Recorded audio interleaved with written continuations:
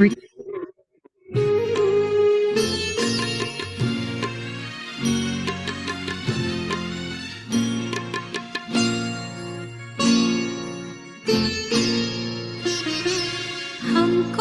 हमारे बाबा से प्यारा मंत्र मिला। हमको हमारे बाबा से प्यारा मंत्र मिला। सोचो भला करो भला, सोचो भला करो भला। हमको हमारे बाबा से प्यारा मंत्र मिला। हमको हमारे बाबा से प्यारा मंत्र मिला। सोचो भला करो भला, सोचो भला करो भला।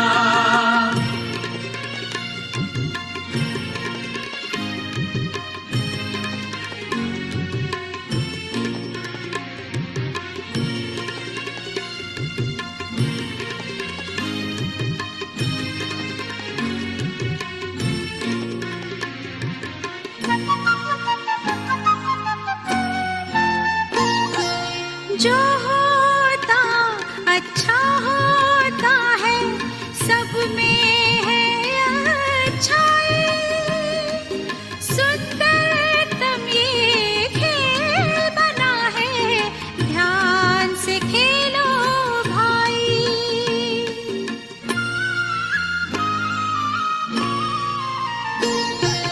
जो होता अच्छा होता है, सब में है अच्छाई। सुंदरतम ये खेल बना है, ध्यान से खेलो भाई। दोष न देना किसको प्यारे, हुआ भले का भला। दोष न देना किसको प्यारे, हुआ भले का भला। सोचो भला करो भला, सोचो भला करो भला।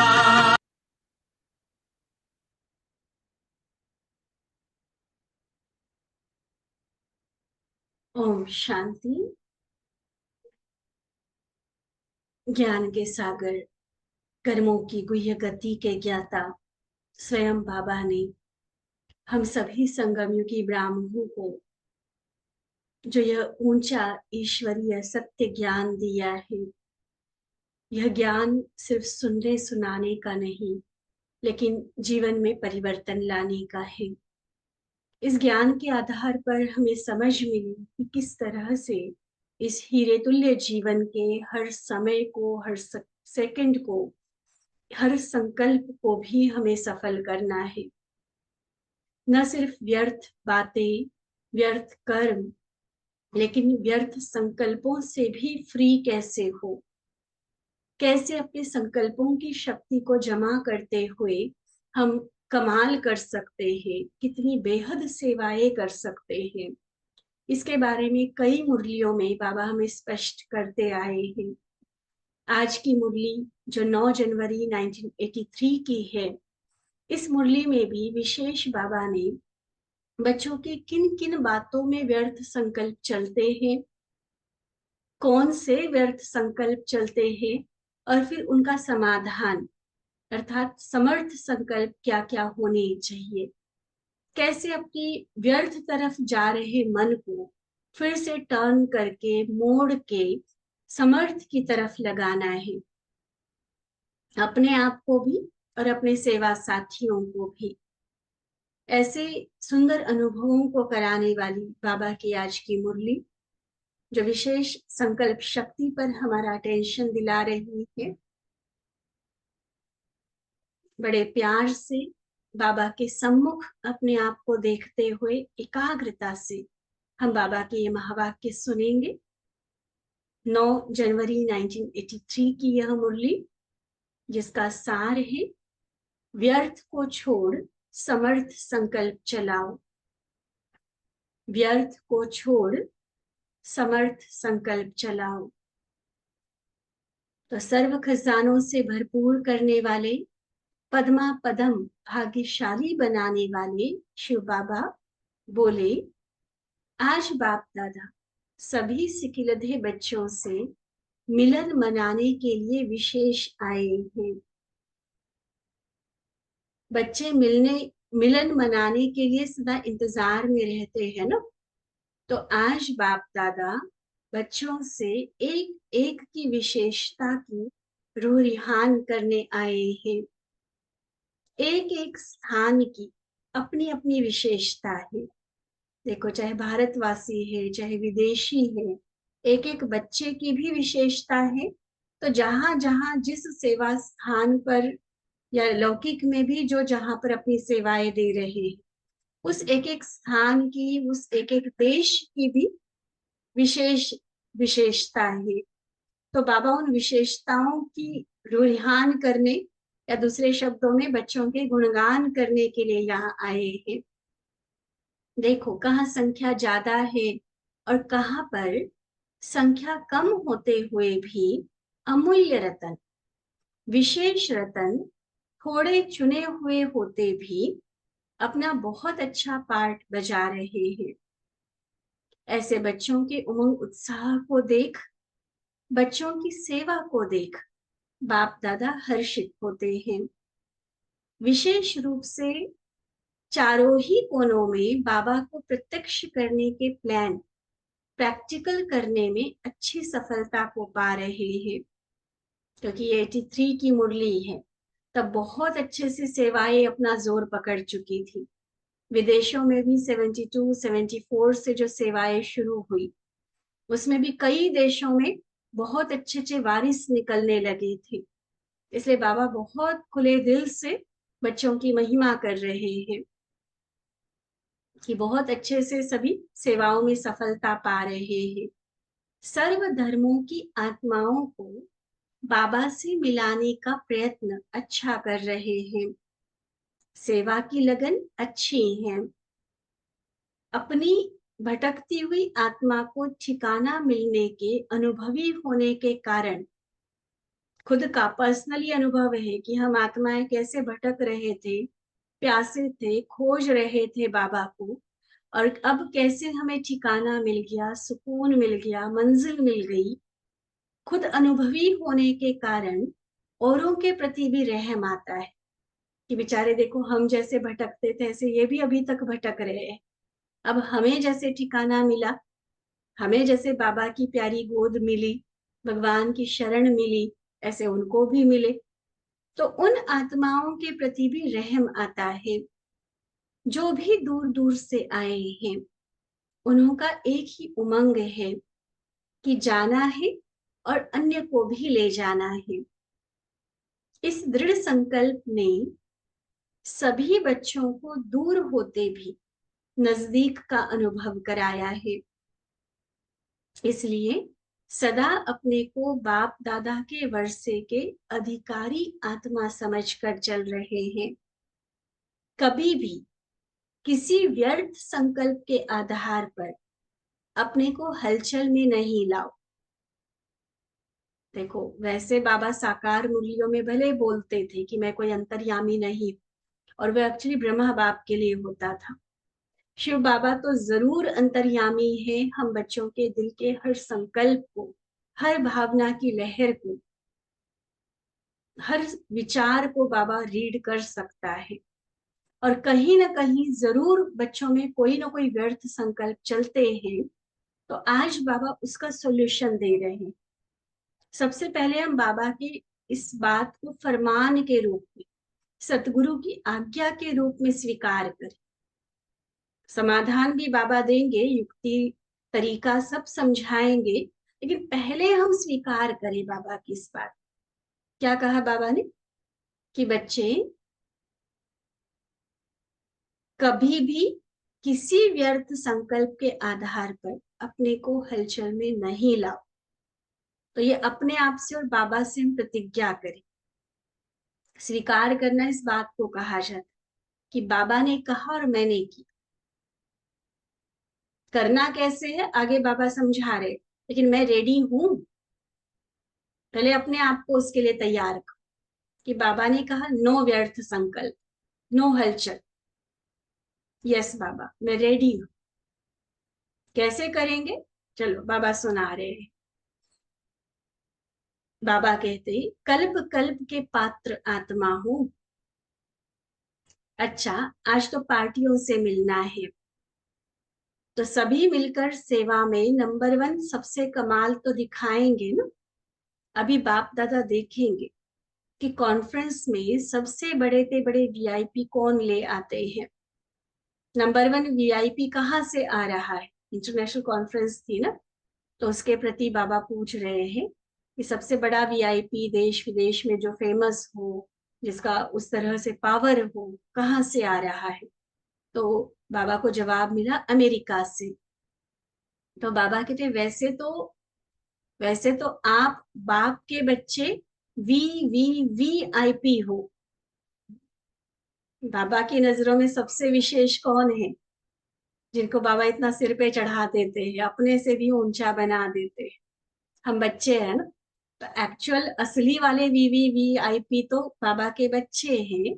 आप सबसे बड़ा तो कोई भी नहीं है, लेकिन जो इस दुनिया के वीआईपी हैं, उन आत्माओं को भी संदेश देने का यह चांस है। इन्हों का भाग्य बनाने के लिए यह पुरुषार्थ करना पड़ता है, क्योंकि वे तो अपने को इस पुरानी दुनिया के बड़े समझते हैं ना।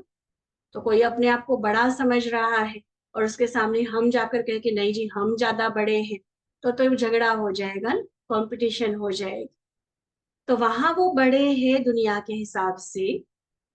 बाबा की नजरों में हम भले बड़े हैं, लेकिन दुनिया के हिसाब से जो बड़े हैं, वीआईपी है, सत्ता वाले हैं, तो उनको हमें रिस्पेक्ट देकर उनको बाबा के करीब लाने के लिए या उनके कल्याण के प्रति युक्ति रचनी पड़ती है। कई बार कई लोग कहते हैं कि आप लोग क्यों वीआईपीज को बुलाते हो, आप बाहर वालों को क्यों स्टेज पर चांस देते हो, जबकि आप बहनें इतना अच्छा ज्ञान देती हो, बाबा का ज्ञान सबसे बढ़िया है।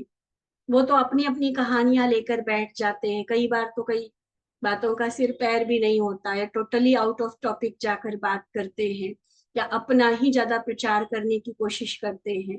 तो कई बार भाई बहनें आकर बहनों को बोलते हैं, बहन जी क्यों आप दूसरों को स्टेज पर चांस देते हो, हम तो आप लोगों का सुनना चाहते हैं। लेकिन ये बाबा ने सिखाई हुई युक्ति है जो आज बाबा के, ये भी एक चांस होता है। ऐसे बड़े बड़े लोगों को ईगो इतना होता है ना, कि अगर हम उनको सीधा कहे कि आप आओ और हमारा सुनने आओ, अटेंड करने आओ कोई प्रोग्राम, तो वो नहीं आएंगे। उनको मान शान देना पड़ता है, उनको चीफ गेस्ट बनाओ, विशेष अतिथि बनाओ, तो देखो फिर वो पूरा टाइम स्टेज पर बैठेंगे भी, बातें सुनेंगे भी, कमेंट्री कराएंगे तो योग भी करेंगे। वैसे कहाँ बैठेंगे वो, वैसे कहाँ टाइम निकाल कर आएंगे। तो ये भी बाबा ने एक युक्ति हमारे लिए रची हुई कि उनको मान देकर आगे बढ़ाओ। अंदर में रहम है उनके प्रति कि बेचारे जानते नहीं है बाबा, असली ठिकाना पता नहीं है उनको, तो ठिकाना उनको दिलाना है। अंदर टोटल रहम की भावना, प्योर इंटेंशन है कि उनका भला हो। लेकिन क्योंकि बाहरी रूप से दुनिया के हिसाब से वो बड़े हैं, तो नेचुरली उनका उतना रिस्पेक्ट हमें रखना पड़ता है। फिर उसमें भी देखो चीफ गेस्ट भी वो छोटे मोटे प्रोग्राम में नहीं आएंगे, ये भी बाबा आगे समझा रहे। छोटे छोटे प्रोग्राम में आना वह अपना रिगार्ड नहीं समझते, लेकिन इंटरनेशनल कॉन्फ्रेंस में बुलाओ कि भाई देश विदेश के वीवीआईपीज आ रहे हैं और उसमें आप भी आओ, तो उसमें वो अपनी शान समझते हैं। तो इसलिए बड़े प्रोग्राम में बड़ों को बुलाने का चांस है। वैसे तो बाप दादा बच्चों से ही मिलते और रोरिहान करते, विशेष आते भी बच्चों के लिए ही हैं। फिर ऐसे से लोगों का भी उलहना न रह जाए कि हमें हमारे योग्य निमंत्रण नहीं मिला। इस उलहने को पूरा करने के लिए यह सब प्रोग्राम्स रचे जाते हैं। बाबा के पास ये भी तो व्यर्थ संकल्प बच्चों के पहुंचते होंगे ना। जब बाबा का ज्ञान सारा आत्मा आत्मा का है, तो फिर ये बड़े छोटे की बात कहाँ से आ गई, फिर ये वीआईपी या साधारण की बात कहाँ से आ गई। लेकिन आज बाबा ने वो सारा राज क्लियर किया है, ताकि बच्चों का इस बारे में भी कोई व्यर्थ संकल्प ना चले। जिस विधि से, जिस उद्देश्य से ये विधि रची गई है, वो उद्देश्य हमारे सामने बहुत क्लियर हो। इसमें कोई उल्टा उलहना ना दे कि देखो दादिया भी या दीदिया भी बड़ों को ही पूछती हैं।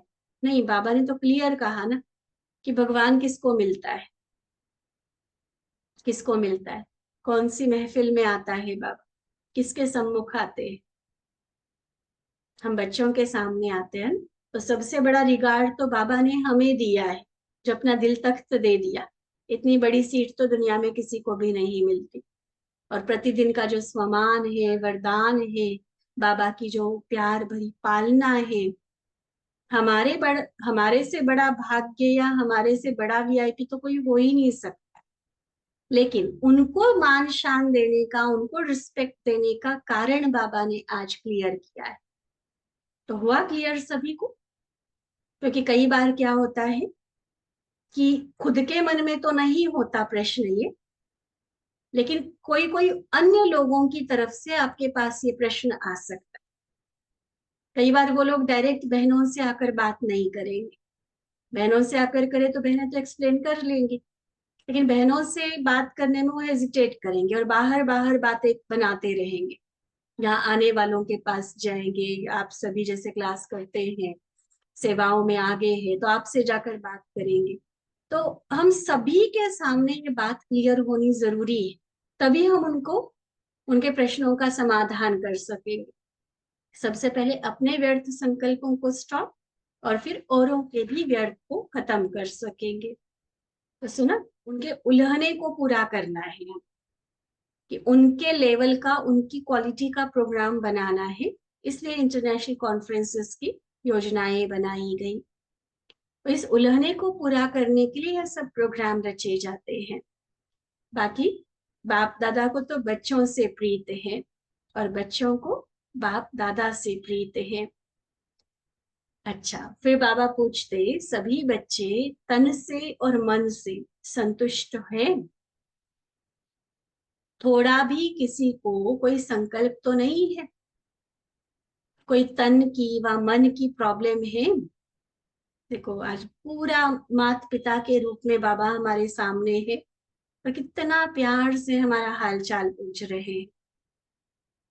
तन मन दोनों ठीक है बच्चे? चलो, शरीर बीमार हो, वो तो कई जन्मों के हिसाब किताब किसी न किसी रूप में आते हैं, तो कई बार शरीर बीमार हो जाता है।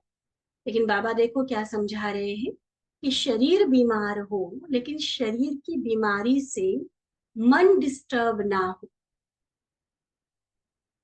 सदैव खुशी में नाचते रहो, तो शरीर भी ठीक हो जाएगा। मन की खुशी से शरीर को भी चलाओ, तो दोनों एक्सरसाइज हो जाएंगी। ठीक है, शरीर के कर्म भोग आएंगे, लेकिन मन पर उसका इफेक्ट नहीं आना चाहिए, मन डिस्टर्ब नहीं होना चाहिए। मन इतना खुशी में नाचे, इतना खुशी में नाचे, कि मन की शक्ति से शरीर भी ठीक होता चला जाए, वो बीमारी भी सूली से कांटा होकर खत्म हो जाए। तो खुशी है दुआ, और एक्सरसाइज है दवाई। तो दुआ और दवा दोनों होने से सहज हो जाएगा। ठीक है, क्या कहा बाबा ने? मन की खुशी से शरीर को भी चलाओ, तो एक्सरसाइज हो जाएगी। तो खुशी है दुआ, और एक्सरसाइज है दवाई। तो इससे क्या हो जाएगा? दुआ और दवा दोनों मिलने से शरीर की बीमारी भी खत्म हो जाएगी।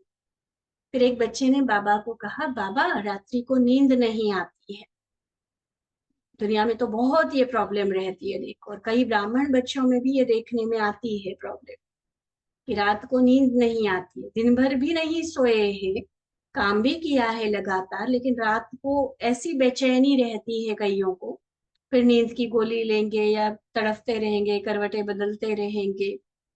तो ऐसा ही किसी ने बाबा के सामने अपनी प्रॉब्लम रखी। अब बाबा का आंसर सुन, ये हम सबके लिए भी लाभदायक है, और कोई अन्य आत्मा की अगर कोई ये प्रॉब्लम है तो उनको भी हम ये समाधान दे सकते हैं। बाबा बता रहे हैं, वैद्यनाथ है ना बाबा, तो सबसे बढ़िया वाली दवाई बाबा दे देता है। बाबा कहते, सोने के पहले योग में बैठो, फिर नींद आ जाएगी। योग में बैठने के समय बाप दादा के गुणों के गीत गाओ, बाबा की महिमा करो।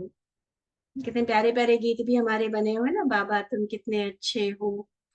तो रियली में अंदर से सिर्फ उन शब्दों, गीतों के शब्दों को दोहराने की बात नहीं है, दिल से बाबा कितना प्यारा, कितना मीठा, कितना अच्छा है, वो गुणों के गीत गाओ बाबा के। तो इस खुशी से दर्द भी भूल जाएगा। खुशी के बिना सिर्फ ये जब प्रयत्न करते हो ना कि मैं आत्मा हूं, मैं आत्मा हूं, तो इस मेहनत के कारण दर्द फील होता है। मैं समझूंगी मैं आत्मा आत्मा, और शरीर खींचेगा अपनी तरफ, तो उस टाइम वो ये मतलब बेसिक वाली मेहनत काम नहीं करेगी। वहां पर खुशी से खुद को भरपूर कर, खुशी में रहो तो दर्द भी भूल जाएगा। अब देखो बाबा ने तो कह दिया, अब हमारी है ये एक्सपेरिमेंट करने वाली, प्रयोग करना है इस बात कि शरीर में दर्द है, तकलीफ है, और मैंने एकदम खुशी के संकल्पों में अपने आप को बिजी कर दिया।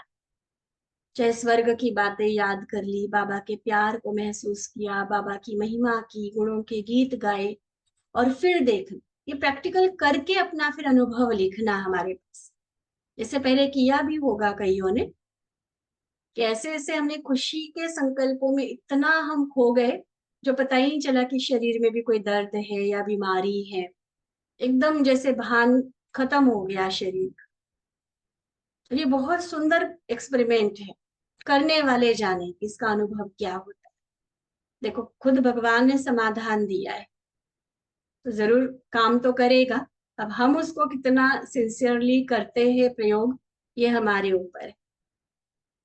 अच्छा, आगे बाबा कहते हैं, कोई भी बात में किसको भी कोई क्वेश्चन हो, या छोटी सी बात में कभी कंफ्यूज भी जल्दी हो जाते, तो वो छोटी छोटी बातें फौरन स्पष्ट करके आगे चलते चल। बहुत प्रैक्टिकल सॉल्यूशंस बाबा दे रहे हैं आज। ठीक है, बहुत गहरी बातें नहीं है, प्रैक्टिकल में जो करनी है। क्या होता है कई बार, जैसे अभी वीआईपी की बात आई, ऐसे कई बार अन्य कई बातें आ सकती है, जो सेवाएं चल रही है, जिस तरह से सिस्टम चल रहा है, जो कारोबार चल रहा है। ऐसा नहीं कि सिर्फ ज्ञान के लिए ही डाउट होता है, ज्ञान तो नया है ही है, बहुत सारे नए कॉन्सेप्ट है, कई सारी धारणाएं, नियम, मर्यादाएं ऐसी है जो दुनिया से बिल्कुल हटके है। तो बाबा कहते कि कभी भी किसी बात, चाहे प्रैक्टिकल कारोबार में, चाहे पुरुषार्थ में, चाहे योग के हिसाब से, सेवाओं में, कभी भी कोई क्वेश्चन मन में आता है कि ये ऐसा क्यों, ये इस तरह से क्यों नहीं, ये ऐसे क्यों करना है, कोई भी क्वेश्चन है, या कहीं भी कंफ्यूज हो रहे हैं कि अब तक तो हम ऐसा करते थे, अब हमें ऐसा बोला जा रहा है, कई बातों में कंफ्यूजन भी हो सकती है ना। तो बाबा क्या कहते हैं कि उस कंफ्यूजन के कारण, उस क्वेश्चन के कारण रुको नहीं, या वो सेवा छोड़ के, या वो पुरुषार्थ छोड़ के, वो नियम छोड़ के साइड में किनारा नहीं हो जाओ। जो भी बात बाधा बन रही है, मन में थोड़ा भी खटक रही है, तुरंत जिनको भी आप बड़े समझते हैं, निमित्त है, या जिन पर भी फेथ है, उनसे क्लियर कर। और हमने इस बात के बारे में कई बार क्लास में भी कहा है। कई भाई बहनें सोचते कि नहीं, बहनें बहुत बिजी होती है ना, इसलिए हम पूछते नहीं है। वैसे तो जब क्लास में आते हैं तब भी बाद में मिलकर क्लियर करो, बैठ के पूछो, सबसे बेस्ट है। उस टाइम आपको लगता है कि नहीं, बहनें किसी और से मिल रही है, काम कर रही है, कुछ हो रहा है, आप चले गए, उस टाइम आपको मान लो टाइम नहीं था, तो बाद में दिन में फोन करो। चलो फोन का भी कईयों को ये हेजिटेशन होता है कि पता नहीं दीदी आप बिजी ना हो, रेस्ट ना कर रही हो, तो फिर मैसेज कर दो। और वैसे भी ये बिजी होने का तो बस एक एक्सक्यूज है। बिजी भी तो हमने कहाँ रहना है, सेवाओं में ही बिजी है ना। टाइम है तो हम उसी टाइम फोन उठा लेंगे, नहीं है तो हम कह देंगे कि बाद में बात करते हैं।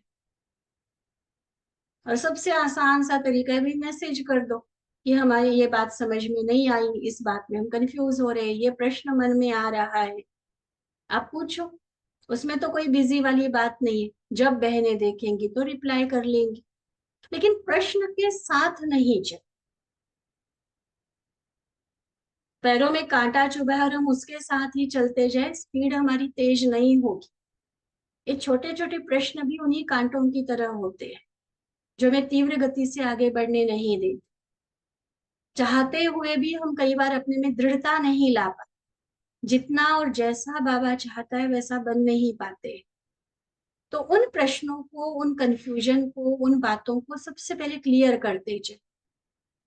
बाबा साफ कह रहे हैं कि ज्यादा सोचने के अभ्यासी नहीं बनो, जो भी सोच आए ना उसको वहीं खत्म कर। व्यर्थ में बहुत जाता है इसके कारण खाता। इसलिए बाबा बोल रहे हैं एक सोच के पीछे अनेक सोच चलने से फिर स्थिति और शरीर दोनों पर असर आता है। पहले भी कहा था ना, सबसे बड़ा साइकोलॉजिस्ट है बाबा, इससे बड़ा मनोवैज्ञानिक नहीं हो सकता कोई। क्लियर बात कि जितना अधिक किसी बात को पकड़ के रखेंगे, बहुत अधिक सोचेंगे, तो उसका असर स्थिति पर तो पड़ेगा ही पड़ेगा, क्योंकि योग नहीं लगेगा, खुशी नहीं रहेगी, एक रस अवस्था का शक्तिशाली स्थिति का अनुभव नहीं होगा, तो स्थिति पर तो डायरेक्ट असर आएगा और उसी का फिर सीधा असर शरीर पर भी आएगा। और ये मेडिकल साइंस ने ये बात प्रूव कर दी है बाबा की। ज्यादा सोचेंगे, ज्यादा सोचते सोचते कई तरह की मानसिक और मानसिक से फिर शारीरिक बीमारियां पैदा हो जाती। इसलिए अब बच्चों को सोचने की बात पर डबल अटेंशन देना चाहिए, क्योंकि अकेले रहकर सोचने के नेचुरल अभ्यासी हो, तो वह अभ्यास जो पड़ा हुआ है, तो यहाँ भी छोटी छोटी बातों पर थोड़ा ज्यादा सोचते हो। कई बातों को ना जस्ट लेट गो करना होता है, बहुत ज्यादा नहीं पकड़ना होता। जरूरी नहीं कि हर बात का हमें उसका तर्क चाहिए ही चाहिए। कई बातों को दूसरों का संस्कार समझते, उनका पाठ समझते, कई ऐसा कुछ ना कुछ अपने आप को समझा के उसको लेट गो करना होता है। जितना पकड़ के रखेंगे ना बात को, हमारे ही सिर में दर्द होगा, मन भारी हो जाएगा। इसलिए सोचने में टाइम वेस्ट जाता है और फिर खुशी भी गायब हो जाती है, शरीर पर भी असर आता है। उसके कारण फिर और सोच चलता है। सोच से शुरू हुई थी बात, और फिर जब मन की स्थिति भी बिगड़ गई, शरीर की सेहत भी बिगड़ गई, फिर और सोच चलेगी। इसलिए तन और मन दोनों को सदा खुश रखने के लिए क्या फॉर्मूला दिया बाबा ने? क्या करो? सोचो कम। बहुत अधिक सोचने की आदत ये भी एक तरह का विकार है, इसलिए सोचो कम। अगर सोचना ही है तो ज्ञान रत्नों का सोचो, उसका मंथन करो। व्यर्थ संकल्प की भेंट में समर्थ संकल्प हर बात का होता है। मानो, अब देखो एग्जाम्पल के साथ, किसी बात के लिए व्यर्थ चलाना है या उसके बदले समर्थ चलाना है, ये हमारे हाथ में। अगर व्यर्थ चल सकता है तो उसका काट, उसका तोड़ समर्थ संकल्प भी हर बात के लिए जरूर होता ही है। तो एग्जाम्पल देकर बाबा समझा रहे हैं, मानो अपनी स्थिति व योग के लिए व्यर्थ संकल्प चलता है कि पता नहीं, मेरा पाठ तो इतना दिखाई देता नहीं है, योग लगता नहीं है, हम अशरीरी नहीं हो पाते हैं। यह है व्यर्थ संकल्प।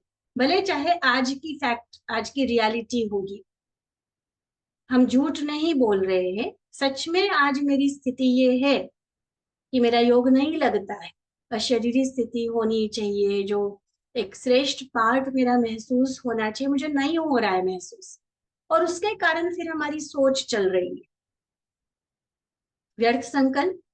अब देखो बाबा उसका काट बता रहे, क्या सोचो, उस व्यर्थ संकल्प की भेंट में समर्थ संकल्प करो कि याद तो मेरा स्वधर्म है। बच्चे का तो धर्म ही है बाप को याद करना, तो क्यों नहीं होगा, जरूर होगा। मैं योगी नहीं तो कौन, कोई और बनेगा। भगवान का ज्ञान जिसको मिला, डायरेक्ट पालना में जो पल रहे हैं, हर रोज जो उनसे मिलन मना रहे हैं, उनका योग नहीं लगेगा तो किसका लगेगा। कोई और योगी थोड़ी बनेगा। मैं ही कल्प कल्प की सहज योगी आत्मा हूं। यह है समर्थ संकल्प। तो व्यर्थ के बजाय इस प्रकार के समर्थ संकल्प चलाओ। अब इसी तरह से जैसे मन के लिए, स्थिति के लिए चले, ऐसे शरीर के लिए भी कई व्यर्थ संकल्प चलते हैं। मेरा शरीर चल नहीं सकता, ये व्यर्थ संकल्प नहीं लगा। इसके बजाय समर्थ संकल्प करो कि इसी अंतिम जन्म में बाबा ने हमको अपना बनाया है। कमाल है, बलिहारी है इस अंतिम जन्म के शरीर की। देखो एक होता है ना कि बार बार कंप्लेंट करना, गोडे नहीं चलते हैं, आंखें ऐसी हो गई है, दांत ऐसे हो गए, शरीर ऐसा हुआ है, बुखार है, हड्डी ऐसी है, कमर ऐसी है। करने को तो हजारों कंप्लेंट हर कोई कर सकता, क्योंकि हर एक को कुछ ना कुछ कर्मों का हिसाब चलता है। लेकिन उसके बदले बाबा कितना सुंदर समर्थ संकल्प दे रहे हैं कि इस शरीर को भी, जैसे घोड़े की वो करते हैं ना, मालिश पॉलिश करते हैं, ऐसे करो इसको कि देखो ये अंतिम जन्म का शरीर कितना भाग्यवान, कि इस शरीर में रहकर मैं भगवान से साकार मिलन मना रहा हूँ। इस शरीर में रहकर कल्प कल्प के लिए, जन्म जन्मांतर के लिए अपनी अविनाशी कमाई कर रही हूँ। तो बलिहारी है ना, कमाल है ना इस शरीर की। इस पुराने शरीर द्वारा जन्म जन्म का वर्षा हम ले रहे हैं। तो दिल शिकस्त के संकल्प नहीं करो, लेकिन खुशी के संकल्प करो। वाह मेरा पुराना शरीर, जिसने बाबा से मिलाने के निमित्त बनाया, वाह वाह करके इसको चलाओ। घोड़े को थपकी देकर चलाते हैं ना, तो ऐसे इस शरीर को भी चलाओ। मोह वाला, लगाव वाला नहीं, ज्ञान युक्त। तकलीफें होते हुए भी, वो शरीर की बीमारियां होते हुए भी, इस शरीर को वाह वाह करके चलो। बहुत अच्छा, बहुत अच्छा। तो ऐसे इस शरीर को भी चलाओ। इसी शरीर से पुरुषार्थ करना है, इसी शरीर से बाबा से मिलन मनाना है, जन्म जन्म का वर्षा लेना है बाबा से।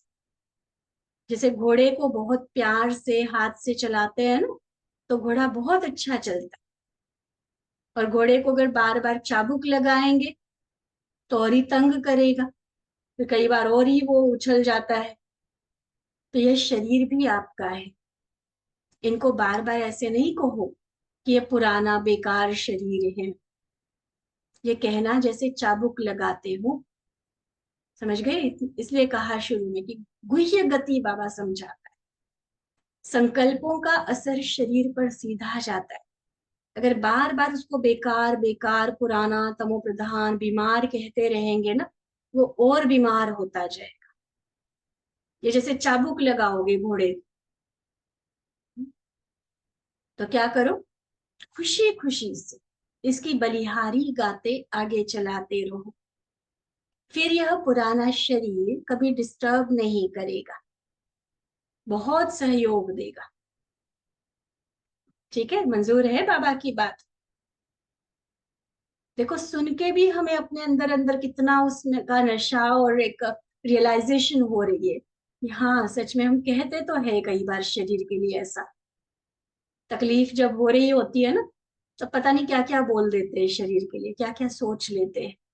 और आज बाबा ने क्या कहा, नहीं इसकी भी बलिहारी का। घोड़े को जैसे थपकी देकर प्यार से हाथ से चलाते हैं ना, ऐसे चलाओ इसको।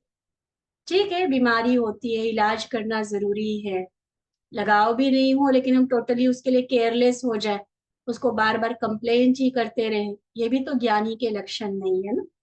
तो असली ज्ञानी के संकल्प क्या होंगे, असली ज्ञानी अपने मन को, अपने तन को कैसे चलाएगा, आज बाबा वो बात स्पष्ट कर रहे हैं। तो मंजूर है ना। अच्छा, आगे फिर किसी एक बच्चे ने बाबा को पूछा कि बाबा हम प्रॉमिस तो करके जाते हैं, लेकिन फिर भी माया आ जाती है, अब फिर क्या करें। ये भी हम सबका प्रश्न होता है।